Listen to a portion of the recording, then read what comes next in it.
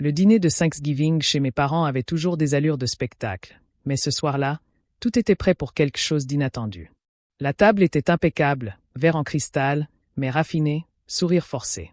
Les rires étaient un peu trop forts, surtout quand mon grand-père milliardaire entra, accompagné de son avocat. L'atmosphère changea instantanément. Les épaules se redressèrent, les voix s'adoucirent, et tous les regards le suivirent. Je n'étais pas rentré depuis des années. J'étais venu uniquement parce qu'il me l'avait demandé. Au milieu du repas, il posa sa fourchette et me regarda droit dans les yeux. « Evelyn, » dit-il calmement. « J'espère que cet argent t'a été utile. » Avant même que je puisse répondre, il ajouta. « Je te verse 15 000 $ par mois de loyer. » Les rires s'éteignirent. Les fourchettes restèrent figées. Je sentis tous les regards se tourner vers moi. Mon cœur se mit à battre la chamade tandis que je posais la seule question sincère qui me venait à l'esprit. « De quoi parlez-vous » Et dans ce silence, je compris que toute ma famille me cachait quelque chose. Dès l'arrivée de mon grand-père, la maison entière bascula. Mon père, Mark, se redressa comme s'il allait être interrogé. Ma mère, Suzanne, se précipita pour lui prendre son manteau et afficha un sourire si large que ses joues tremblaient. Même ma petite sœur, Brooke, qui d'ordinaire ne pouvait se résoudre à lever les yeux de son téléphone, se redressa soudain et lissa ses cheveux comme si elle avait attendu ce moment depuis le début de la soirée. Et moi, je restais assise à l'autre bout de la table. Cela faisait des années que je n'avais pas mangé à cette table. Pourtant, tout me semblait étrangement familier. La même salle à manger immense, les mêmes lourdes chaises en bois, la même règle tacite. Il fallait faire bonne figure, aussi fragile que fût la vérité cachée sous la table. Le dîner commença comme une pièce de théâtre soigneusement répétée. Ma mère continuait de servir des plats que personne n'avait commandés. Mon père riait à des blagues nulles. Brooke faisait défiler son téléphone sous la table, levant parfois les yeux juste assez longtemps pour esquisser un sourire poli. Mon grand-père, Harold Whitmore, observait en silence. Il le faisait toujours. Au début, il ne dit pas grand-chose. Il n'en avait pas besoin. Sa simple présence imposait le respect, une présence qui incitait chacun à peser ses mots avant de les prononcer. Je remarquais combien mes parents scrutaient constamment sa réaction, comme si l'approbation était quelque chose qu'ils pouvaient gagner par le ton de leur voix. J'essayais de me faire oublier. J'acquiesçais d'un signe de tête lorsqu'on s'adressait à moi. Je souriais quand on attendait ma présence. Je gardais les mains jointes sur mes genoux pour que personne ne remarque mes tremblements. Lorsque grand-père Harold prit enfin la parole, sa voix était calme et posée. « Alors, Evelyn, » dit-il en me regardant par-dessus son verre. « Comment vas-tu ces derniers temps » Ma mère m'interrompit avant que je puisse répondre. « Elle a été occupée, » dit Suzanne d'un ton enjoué. « Tu sais, Evelyn est toujours indépendante. » Mon père acquiesça. Elle insiste pour tout faire elle-même. Je forçai un petit sourire. Independent. C'était leur mot préféré pour moi. Il sonnait positif, responsable, admirable. En réalité, il signifiait « Je me débrouille toute seule ». Je peux gérer ça, dis-je prudemment. Grand-père Harold étudia mon visage pendant une longue seconde, comme s'il pesait le pour et le contre avant de se décider à dire quelque chose. Tu as l'air fatigué, dit-il. Un silence s'installa. Suzanne laissa échapper un petit rire. Oh, elle a toujours été comme ça. Elle se surmène. Brooke leva enfin les yeux de son téléphone. Elle adore jouer les martyrs. Je l'ignorais. Le regard de grand-père Harold ne me quittait pas. Tu prends soin de toi ? Cette question m'a presque brisé. Non pas parce qu'elle était dramatique, mais parce que personne ne me l'avait posée depuis des années. Oui, mentis-je doucement. Mon grand-père hocha la tête, mais je n'étais pas sûr qu'il me croie. Le repas arriva, raffiné, magnifiquement présenté, et resta longtemps intact. La conversation s'orienta vers des sujets sans risque, affaires, rénovation, projets de voyage. Mes parents parlaient de la maison comme d'un trophée, et non comme d'un lieu bâti sur des apparences impeccables. À un moment donné, mon père se laissa aller dans son fauteuil, l'air satisfait. « On s'en sort plutôt bien, » dit-il nonchalamment. « Les choses se stabilisent enfin. » Mon grand-père fredonna en guise de réponse. « C'est bien, » dit-il. « La stabilité, c'est important. » Marqua-t-il une pause, puis ajouta presque comme une pensée après coup, surtout quand on prend son indépendance. Son regard se tourna de nouveau vers moi. Je sentis un nœud se former dans mon estomac. « Evelyn, » reprit-il. « À vivre seul n'est pas facile, mais avec le bon soutien, ce n'est pas forcément insurmontable. » La main de ma mère se crispa sur sa fourchette. Mon père s'éclaircit la gorge. J'ouvris la bouche pour répondre, mais c'est alors que mon grand-père prononça la phrase qui semblait déplacée. « Tant que le loyer n'est pas un problème, » dit-il calmement, « la vie devient un peu plus gérable. » Les mots résonnèrent étrangement, comme une pièce de puzzle qui ne s'emboîte pas. Je fronçai légèrement les sourcils. Puis il le dit. Je t'envoie 15 000 $ par mois pour que tu n'aies pas à t'inquiéter. Mais ce n'est pas Mitty Walkid. Un silence de mort s'installa à table. Personne ne bougea. Personne ne respira. Et dans cet instant figé, je compris que quelque chose clochait. Non pas ce qu'il avait dit, mais la rapidité avec laquelle mes parents avaient réagi. Mon père éclata de rire. Trop vite, trop fort.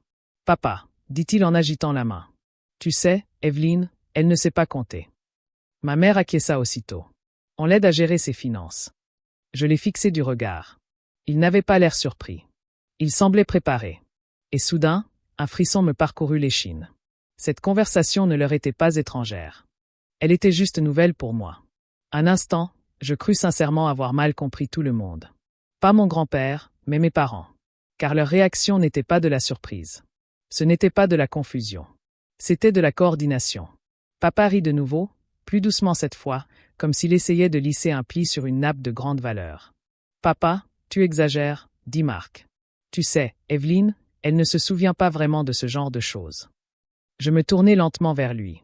Se souvenir de quoi? Suzanne prit son verre de vin, ses doigts tremblants à peine, comme pour deviner si on le cherchait. Ma chérie, dit-elle gentiment. Tu ne te souviens pas de tout dans les moindres détails. Tu as eu beaucoup à faire. Ce frisson familier me parcourut l'échine. On m'avait déjà sorti cette phrase. Je me souviens de mon loyer, dis-je. Je le paie tous les mois. Brooke soupira théâtralement et raccrocha enfin. Oh mon Dieu, on est vraiment en train de faire ça? Je la regardai. Faire quoi? Transformer le dîner en une de tes crises? Oh, répondit-elle sèchement. J'eus une sensation d'oppression. Ce n'est pas une crise. Grand-père vient de m'interrompre. Grand-père dit tellement de choses. La pièce pencha légèrement, comme si le sol s'était dérobé sous mes pieds. Mon grand-père plissa les yeux, mais ma mère entra précipitamment avant qu'il ne puisse parler. Evelyne, dit Suzanne d'une voix tremblante, d'une prudence théâtrale. On s'inquiète pour toi. Tu as toujours eu du mal à gérer le stress. Parfois, tes souvenirs se mélangent. Je la fixai. Vous voulez dire que j'imaginais payer mon loyer? Non, répondit-elle rapidement. Bien sûr que non. On t'aidait juste. Marc acquiesça. Exactement. On s'en est occupé. Je ris une fois, un rire sec et involontaire. Vous avez payé mon loyer. Oui, dit-il fermement. Parce que vous ne l'avez pas fait, en mesure de gérer l'argent de façon responsable. Je sentais mon cœur battre la chamade. Ce n'est pas vrai. Suzanne posa une main sur son cœur. Evelyne, s'il te plaît, ne hausse pas le ton. Je ne hausse pas le ton, dis-je. Je pose une question. Brooke se renversa dans son fauteuil et croisa les bras. Tu fais toujours ça. Tu agis comme si tout le monde était contre toi. Je regardai ma sœur, puis mes parents, et enfin mon grand-père. Son expression avait changé. La chaleur de tout à l'heure avait disparu, remplacée par un regard plus concentré. Laisse-la parler, dit-il doucement. La machoire de Marc se crispa. Papa, elle est perdue. Le regard de mon grand-père croisa le sien. Tu es en train de la diagnostiquer, maintenant. Le silence retomba. Je pris une profonde inspiration et m'efforçai de garder les mains immobiles. Grand-père, dis-je prudemment, je ne sais pas de quel argent il parle. Je ne l'ai jamais vu. Je ne l'ai jamais touché. Suzanne secoua lentement la tête, les larmes aux yeux. C'est exactement ce que je veux dire. Elle croit vraiment que c'est arrivé, qu'elle l'a fait au Bervarien. Quelque chose en moi s'est brisé. Croire à quoi? Ai-je demandé. Que j'ai survécu toute seule. Marc s'est levé brusquement, les paumes pressées contre la table. Ça suffit. Cette conversation est déplacée. Déplacée pour qui? A demandé mon grand-père. Pour la famille, a sifflé Marc. Je l'ai regardé. Depuis quand la vérité est-elle déplacée? Brooke Hurricane. Tu as toujours besoin de drame pour te sentir importante. Ça m'a fait plus mal que je ne l'aurais cru. J'ai ouvert la bouche pour répondre, mais mon grand-père a parlé avant moi. Brooke, a-t-il dit calmement. Depuis combien de temps es-tu au courant? Son visage s'est figé. Au courant de quoi? L'argent, a-t-il répondu. Les virements mensuels. Elle a hésité. Juste une seconde. C'en était trop. J'avais mal au ventre. Marc lui a lancé un regard d'avertissement. Brookery. Elle a détourné le regard. Je ne comprends pas pourquoi c'est important. Maman et papa s'en sont occupés. C'est tout. Je l'ai fixé du regard. Tu le savais, ai-je murmuré. Elle a levé les yeux au ciel. Et alors? Tu l'aurais gâché de toute façon. Ces mots m'ont frappé comme une gifle, non pas violente, mais profondément blessante. La voix de mon grand-père s'est glaciale. « Daniel » a-t-il dit. L'homme qui était assis tranquillement à côté de lui a enfin bougé. Il a redressé sa veste et ouvert sa mallette. Les visages de mes parents se sont instantanément transformés. Non pas de la confusion, ni de l'indignation, mais de la peur. Et c'est alors que j'ai compris quelque chose avec une clarté terrifiante. Ils n'avaient pas eu peur de me faire du mal. Ils avaient eu peur d'être pris, et ce, pendant un long moment. Personne n'a rien dit. La mallette de Daniel était ouverte sur la table, telle une menace silencieuse, mais je ne l'ai pas encore regardée. Je ne pouvais pas. J'avais la poitrine serrée, comme si chaque respiration était un combat. J'ai plutôt regardé mes parents, leurs visages soigneusement préparés. « Vous n'arrêtez pas de dire que je suis confuse », ai-je dit lentement. « Alors, laissez-moi vous expliquer clairement ce dont je me souviens. » Suzanne a secoué la tête. « Evelyne, s'il te plaît. Tu te fais du mal. »« Non, dis-je. C'est toi qui me fais du mal. » Marc ouvrit la bouche, mais je pris la parole avant qu'il ne puisse m'interrompre. « Je me souviens de la nuit où tu m'as dit de partir. » Suzanne eut le souffle coupé. « Ça ne s'est jamais produit. »« Si, ça s'est produit. » J'ai dit, « Tu as dit que j'étais trop envahissante. Tu as dit que j'épuisais la famille. Et tu as dit que je me débrouillerais toute seule. » « C'est un mensonge, » a sifflé Marc. J'ai croisé son regard. Puis j'ai expliqué pourquoi je n'avais nulle part où aller. La pièce me paraissait plus petite, les murs semblaient se resserrer. Je ne suis pas parti pour être libre, ai-je poursuivi. Je suis parti parce qu'on me poussait. Brooke Kane. Tu déformes tout. Je me suis tourné vers elle. Tu étais juste là. Elle a détourné le regard. Je me souviens avoir appelé Claire, ai-je dit, la voix tremblante malgré mes efforts pour rester calme. Je me souviens être restée assise sur son canapé, vêtue des mêmes vêtements, pendant 2 jours parce que je n'avais rien d'autre avec moi. Suzanne s'est couvert la bouche. C'est incroyable. C'était ma vie, ai-je dit. Pas une histoire. J'ai pris une grande inspiration et j'ai continué, car une fois lancé, je ne pouvais plus m'arrêter. Je me souviens avoir calculé combien d'heures je pourrais dormir si je travaillais de nuit après ma journée de travail. Je me souviens d'être restée à un arrêt de bus à 5 heures du matin, me demandant si j'aurais les moyens. Du café, ou si j'avais besoin de cet argent pour des médicaments. Brooke leva les yeux au ciel. Tu exagères toujours. Et ara es dausmant. Tu as posté des photos d'Hawaï ce même mois. Son visage s'empourpra. Ça n'a rien à voir. Si, tout à voir, dis-je. Parce que pendant que je devais choisir entre manger et payer le loyer, tu prenais des selfies sur la plage. Marc frappa la table du poing. Ça suffit. Mon grand-père ne broncha pas. Je me retournai vers lui, la voix plus basse, plus sincère. Je n'ai jamais cru que tu m'aidais, dis-je. Parce que si tu l'avais fait, je n'aurais pas eu aussi peur tout ce temps. La voix de Suzanne tremblait. On s'inquiétait pour toi. Non, j'ai dit que vous vous inquiétiez de votre apparence. Un silence pesant s'installa dans la pièce. Je fis un geste prudent autour de nous. Cette maison a changé. Nouvelle cuisine, nouveaux meubles, nouvelle voiture garée dehors. La machoire de Marc se crispa. Quand j'ai demandé de l'aide, j'ai dit « Tu as dit que tu n'avais pas d'argent », murmura Suzanne. On était sous pression. Alors, c'était moi, ai-je répondu. Mes mains tremblaient maintenant, et j'ai cessé d'essayer de le cacher. J'ai payé mon loyer tous les mois, ai-je dit. Parfois en retard, parfois à peine, mais je le payais parce que je n'avais pas le choix. J'ai regardé ma sœur une dernière fois. Tu savais, ai-je dit. Et tu les as laissés me faire croire que j'imaginais des choses. La voix de Brooke s'est élevée, sur la défensive. Tu étais chancelante, a dit mon grand-père en se levant lentement. Le bruit de la chaise qui raclait le sol était plus fort que n'importe quel cri. Ça suffit, a-t-il dit. Tout le monde s'est figé. Il m'a regardé non pas avec pitié, ni avec doute, mais avec quelque chose qui ressemblait à du respect. Merci d'avoir dit la vérité, a-t-il dit. Puis il s'est tourné vers Daniel. Maintenant, a dit mon grand-père calmement. Montre-leur ce que je t'ai demandé. Daniel a fouillé dans sa mallette. Et à ce moment-là, j'ai compris que mes souvenirs, chaque détail douloureux et solitaire, n'étaient plus isolés. Ils seraient bientôt étayés par des preuves. Daniel se déplaçait avec une précision tranquille.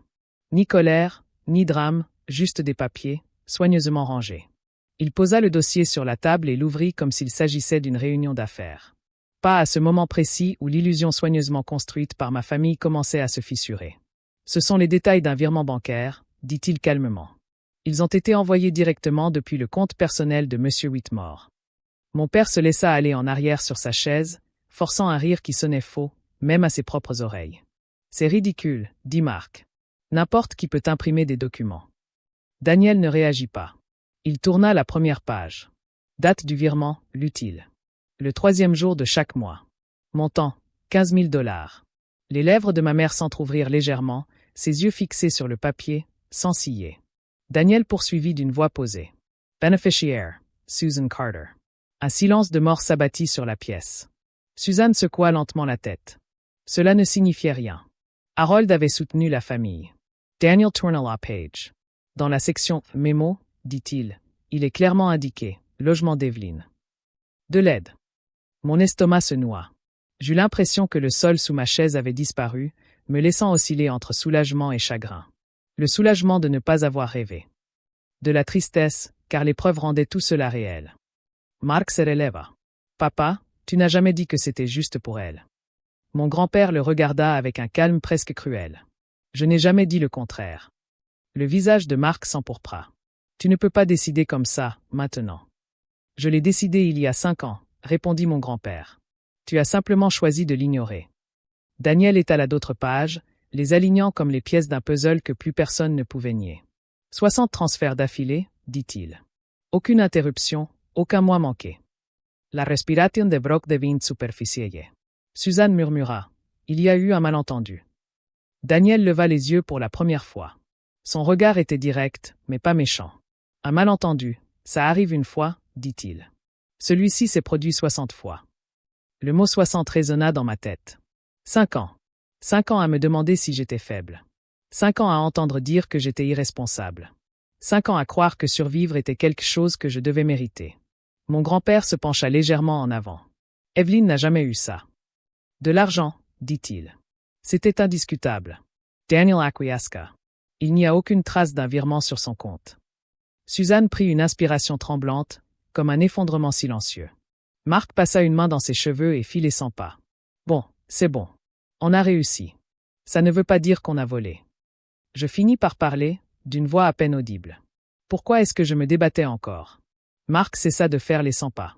Suzanne me regarda, les larmes aux yeux, mais il n'y avait aucun réconfort dans son regard, seulement de la panique. Daniel tourna une page.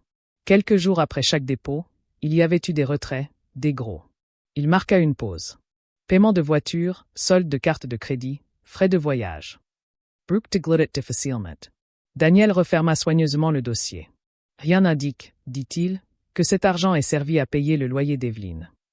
Le silence qui suivit fut plus lourd qu'une dispute. Mon grand-père se redressa. Je vais vous demander une dernière fois. Il regarda mes parents. Où est passé Où est passé l'argent? Personne ne répondit. Et dans ce silence insoutenable, je compris que ce n'était plus une simple querelle familiale. C'était un règlement. Le silence ne se rompit pas de lui-même. Mon grand-père le brisa. Il ne haussa pas la voix. Il ne claqua pas la table. Il se contenta de parcourir la pièce du regard, la posture raide de mon père, les mains tremblantes de ma mère, le visage pâle de ma sœur. Puis, lentement, pour éviter tout malentendu, il dit « Qu'est-ce que c'est que ça ?» Tous les regards se tournèrent vers lui. « Je vous ai envoyé, » poursuivit-il, chaque mot pesant 15 000 $. Chaque mois, j'avais l'impression d'avoir la poitrine serrée. Je sentais cette phrase s'abattre sur moi comme un poids que je portais sans savoir qu'il avait un nom. « Pour le loyer » ajouta-t-il. « Pour Evelyn. » Mon père ouvrit la bouche, la referma, puis la rouvrit. « Ce montant est ridicule », lança Mark d'un ton sec. « Tu le présentes comme tel. » « Je ne présente rien comme tel », l'interrompit mon grand-père. « Je constate un fait. » Il se tourna vers Daniel. « Lis-le. » Daniel n'hésita pas. « À partir du 3e jour de chaque mois, » dit-il, sur une période de 5 ans, 15 000 $ par virement. Il marqua une pause, puis ajouta la phrase qui sembla plonger la pièce dans un silence glacial. Montant total transféré. $900,000. Ma mère eut un hoquet de surprise. Un vrai, pas une tentative de dissimulation. Brooke porta la main à sa bouche. Son visage devint rouge écarlate. Non pas de la colère, non pas de la rébellion, mais de la panique. J'eus le vertige. $900,000. Je repensai aux nuits passées assise au bord de mon lit, à mettre à jour mon application bancaire. Aux fois où j'avais sauté des repas. Aux semaines où j'avais enchaîné les gardes parce que mon compte était à peine à découvert. Mon grand-père me regarda. « Evelyn, » dit-il doucement. « Quand tu m'as demandé de quoi je parlais, est-ce que c'est à ça que je faisais référence quand je disais que je le regrettais ?» Ma voix se brisa. Je ne l'ai jamais vu. Je sais, répondit-il aussitôt. Voilà pourquoi nous sommes là. Mon père s'avança, paume vers le haut. Papa, du calme. Tu tires des conclusions hâtives. Daniel prit la parole avant que mon grand-père ne puisse répondre. Ce ne sont pas des conclusions, dit-il. C'est un record, finit par l'interrompre Suzanne. Elle se laissa retomber sur sa chaise, les épaules tremblantes. On ne pensait pas que ça irait aussi loin. Le regard de mon grand-père se durcit. Vous vouliez que ça aille si loin qu'Evelyne ne le remette jamais en question. Suzanne leva les yeux vers lui, les larmes ruisselant sur ses joues. On en avait besoin. Pourquoi faire? Demanda-t-il. Pour la famille, murmura-t-elle. Je ris une fois, doucement, amèrement. Vous voulez dire pour vous-même. Marc me fit un signe de tête. Surveille tonton. Mon grand-père se tourna vers lui. Tu ne dois pas la contredire. Un silence de mort s'installa. Daniel sortit un autre document. Il y en a d'autres, dit-il. Mon père se figea. Qu'est-ce qu'il pouvait bien y avoir d'autre? Des schémas, répondit Daniel. Des dépenses régulières après chaque dépôt. Paiement de voiture, rénovation, voyage. Catman. Brooke secoua frénétiquement la tête. Ça ne prouve rien. Daniel croisa son regard. Ça prouve où est passé l'argent. Elle déglutit difficilement et baissa les yeux. Mon grand-père se leva lentement. Je t'avais demandé d'aider ta fille, dit-il. Je te faisais confiance. Au lieu de ça, tu l'as emmenée, en disant qu'elle était désorientée quand elle se débattait. Suzanne sanglotait maintenant ouvertement. S'il te plaît, Harold. Ça ne doit pas être public. La voix de mon grand-père était calme. Devastator. Ça l'est déjà, la voix de Marc se brisa. Vous allez nous ruiner. Vous vous ruinez vous-même, dit mon grand-père. Et vous l'avez fait en blessant quelqu'un que vous étiez censé protéger. Il se tourna vers Daniel. Continue. Daniel hocha la tête une fois. Oui, monsieur. Suzanne se leva d'un bond. Non, attendez, merci. Daniel ne haussa pas le ton. Il ne menaçait pas. Il ne faisait que constater les faits. Nous allons déposer une plainte officielle pour détournement de fonds, dit-il. La fraude potentielle sera évaluée sur la base des informations fournies. Le mot de fraude planait dans l'air. Les genoux de mon père fléchirent légèrement lorsqu'il se rassit. Brooke murmura. Tu fais vraiment ça? Je lui répondis avant que quiconque puisse parler. Oui, dis-je. Parce que tu le savais, et tu m'as vu lutter malgré tout. Elle me regarda comme si elle voulait protester, mais réalisa qu'elle ne le pouvait pas. Mon grand-père posa une main sur la mienne. Evelyne, dit-il doucement. Tu n'es pas responsable de ce qui va se passer. J'acquiesçai, les larmes coulant enfin librement. Je veux juste que la vérité cesse d'être enterrée. Il me serra doucement la main. Tout se termine ce soir. Tandis que Daniel rassemblait les documents, je jetai un dernier regard à mes parents. Ils n'étaient plus en colère. Ils étaient démasqués. Et pour la première fois depuis des années, le poids que je portais n'était plus seulement le mien. La vérité était avec moi. Le dîner se termina sans dessert. Personne n'en proposa. Personne ne bougea. Mon grand-père fut le premier à se lever. Il ne regarda pas mes parents en enfilant son manteau. Quand il se tourna vers moi, son expression s'adoucit d'une façon qui me libéra presque de mes chaînes. « Evelyne, dit-il doucement. Viens avec moi. » Je le suivis hors de la maison sans me retourner. L'air extérieur était différent, plus froid, plus pur, plus réel. Je ne me suis rendu compte à quel point je m'étais retenu jusqu'à ce que la porte se referme derrière nous. Le lendemain matin, j'étais assise dans le bureau de Daniel. Tout était calme, presque trop calme. Des fauteuils en cuir, des murs neutres, une table de conférence qui avait vu passer des centaines de conflits bien pires que le mien, et qui y avait survécu. Daniel parlait avec précaution, comme si chaque mot comptait. « Ce qui s'est passé hier soir est passé d'une dispute familiale à une affaire juridique, dit-il. Notre priorité maintenant, c'est votre protection. » Protection? Le mot résonna doucement, mais fermement. Mon grand-père était assis à côté de moi, les bras croisés. Elle a été blâmée, licenciée et isolée, dit-il. C'est terminé maintenant. Daniel hocha la tête. Eh bien, documentez tout. La communication passera par le conseil. Aucun contact direct. Yotavala et ma salive. Et s'ils m'appellent? Ils le feront, dit Daniel honnêtement. Et tu ne répondras pas comme si on t'interrogeait. Mon téléphone vibra sur la table. Maman, je fixai l'écran, le cœur battant la chamade. Daniel, ne m'inquiète pas. Tu ne leur dois pas accès, dit-il. Je refusai l'appel. Puis un autre message arriva de mon père. Tu es allé trop loin. Mes mains tremblaient, mais quelque chose en moi se sentait plus stable que jamais. Je veux des limites, dis-je. Du vrais limites. Daniel prit de notes. Eh bien, Assure-toi qu'elle soit respectée. Cet après-midi-là, la procédure officielle commença. Des lettres furent rédigées. Les comptes furent gelés en attendant un examen. Des demandes de documents furent envoyées. Rien de dramatique. Rien de bruyant. Juste le mécanisme de responsabilisation qui se mettait en marche. Plus tard, quand mon grand-père me ramena à la maison, il rompit le silence. J'aurais dû m'en rendre compte plus tôt, dit-il. Je leur faisais confiance parce que c'était la famille. Je secouai la tête. Ils abusent de cette confiance. Ce n'est pas ta faute. Il me regarda. Tu n'aurais pas dû avoir à être aussi forte toute seule. Je regardai par la fenêtre et observai la ville défiler. Je n'ai pas choisi d'être comme ça, dis-je. Je n'avais tout simplement pas le choix. Il hocha lentement la tête. Maintenant, si. Cette nuit-là, mon téléphone s'illumina de nouveau. Des messages de ma sœur, de mes parents, des mots oscillant violemment entre culpabilité et colère.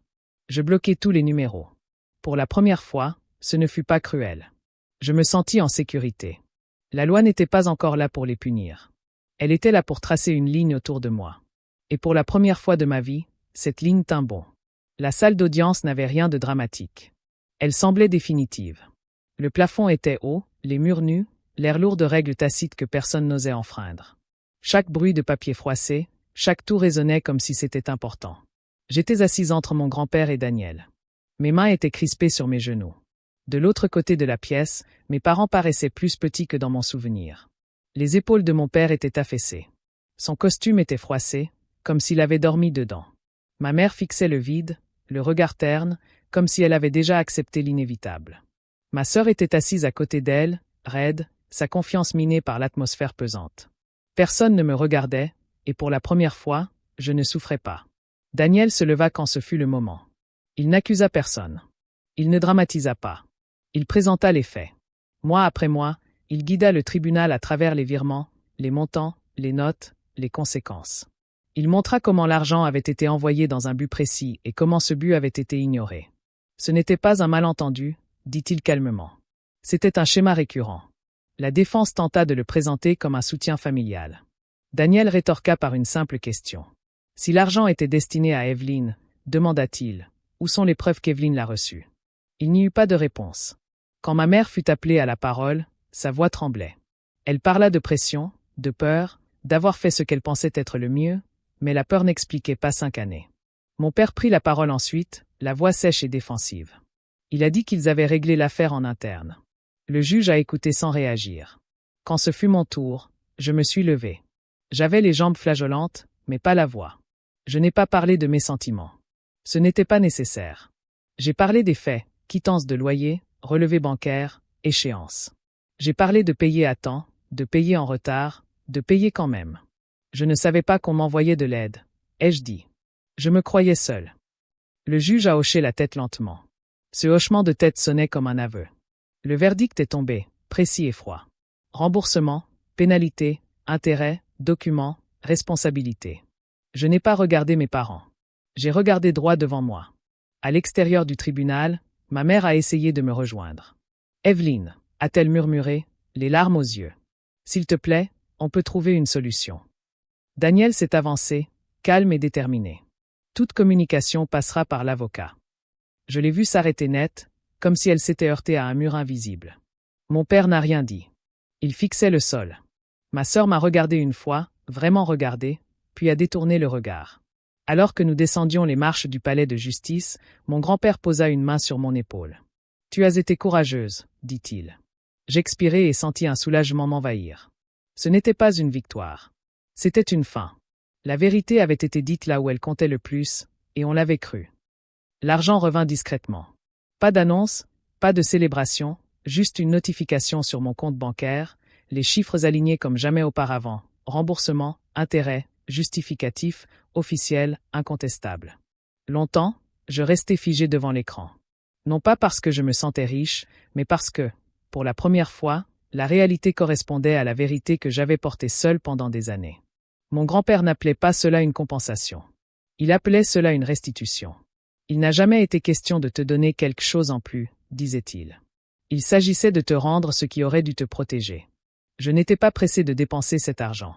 Je remboursais les dettes que j'avais accumulées pour tenter de survivre discrètement. Je reconstituais mes économies d'urgence. J'investis prudemment, avec les conseils de Daniel, dans la petite entreprise que j'avais créée de toutes pièces. Ce qui m'a permis de tenir le coup quand je pensais que personne ne viendrait. Et puis, lentement, j'ai fait quelque chose que je ne m'étais jamais autorisé à imaginer. J'ai choisi la stabilité. Un endroit modeste, à moi. Sans prétention, sans ostentation, juste paisible. Un lieu où le silence n'était pas menaçant, où fermer la porte signifiait sécurité plutôt qu'abandon. Mes parents ne m'ont plus jamais contacté directement. Tout est resté documenté, filtré, distancié. Au début, je pensais que la distance serait vécue comme une perte. Au contraire, c'était comme respirer. Un après-midi, j'étais assise avec mon grand-père sur sa terrasse, à regarder la lumière changer sur la ville. « Tu n'as pas perdu ta famille, dit-il gentiment. Tu as trouvé ta vérité. » J'acquiesçai. Avant, je pensais que la force, c'était endurer, dis-je. Maintenant, je sais que c'est aussi partir. Il sourit. Le dîner qui a tout changé ne m'a pas apporté de vengeance. Il m'a apporté la clarté. J'ai appris que l'amour sans responsabilité n'est pas de l'amour. Que le silence peut être aussi destructeur que la cruauté. Et que demander des preuves ne fait pas de vous une personne cruelle. Cela vous libère. Ma vie ne s'est pas arrêtée à cette table. Tout a commencé là. Et cette fois, c'est moi qui décide de la suite.